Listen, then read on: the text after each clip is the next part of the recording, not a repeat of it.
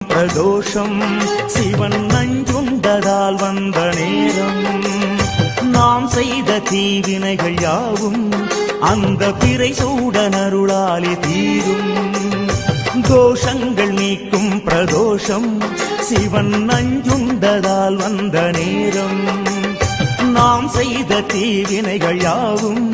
அந்த பிறை சூடனருளாலே தீரும்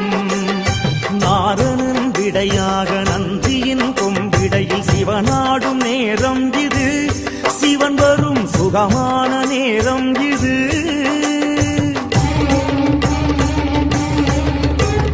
கருணாகரன் சுத்த சிவமானவன் கருணை பொழிகின்ற நேரம் இது வரம் தருகின்ற நேரம் இது